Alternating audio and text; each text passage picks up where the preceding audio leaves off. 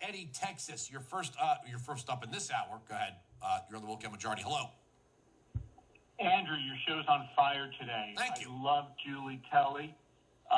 The turd polishing she did was of the highest order. That was fantastic. And then Clay Higgins. Now you're going to tell me, and I know who you are, how easy it was for you to get on the program where you sat here for an hour and a half just to play this game. I know who you are. How much work I got? Do you know how much work I got done during that hour and a half? Yeah, but I still don't understand it. I have 6 lines holding. You told me yesterday I only have 5 listeners. So that's 5 plus 1. Do you really not have anything better to do? I just told you I got a ton of work done the past 90 minutes. Okay. Sitting on hold is not exactly a large amount of effort. Okay. I just don't understand. I just don't understand it. There's no radio program that I dislike that much that I'm going to sit on hold for 90 minutes listening to it.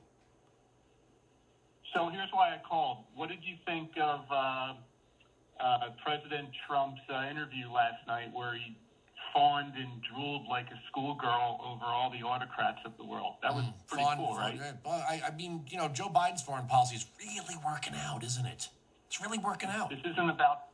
But Donald Trump is not the president. Donald Trump is not the president. See, he can sit there and say whatever he wants to Tucker Carlson, and it has absolutely no effect. Joe Biden's foreign policy is in effect right now, and it's a disaster. Or as Robert Gates said, Joe Biden was wrong in every foreign policy for the past 4 decades. On the wrong side. I told you like 500 times. I'm not a supporter of Biden, so I don't know why you keep But you're talking to me about an interview that has no effect on China's timeline on Taiwan or whether or not our NATO ally Turkey selling rockets to Russia or our alleged ally Egypt. All of these things are happening under Biden, and you want to bring up Trump. Trump is not the president. He hasn't been the president for over 2 years. So you're sitting here, you're doing something silly, and you think you're actually like outsmarting me somehow, and I don't get how you arrive at that. You're not outsmarting me on any level.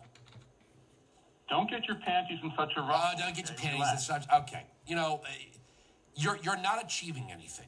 You're not scoring any points. You're not winning a heart or a mind or changing any listeners.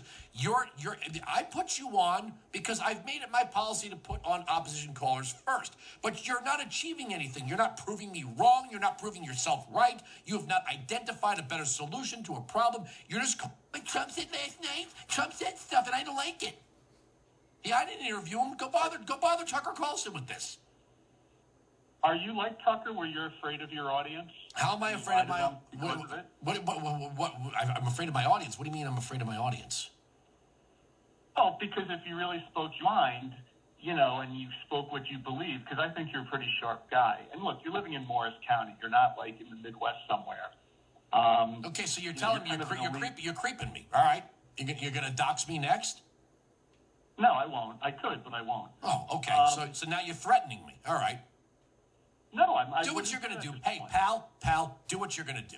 All right? Do what you're going to do, tough guy. Do whatever you're going to do. All right? Goodbye. I'm not going to be threatened. I'm not going to be threatened by a little man like you. So you want to talk tough? You want to threaten me? Pal, do whatever you're going to do. All right? My wise father once said, anybody that's going to kick your ass isn't going to tell you. So do whatever you're going to do, tough guy.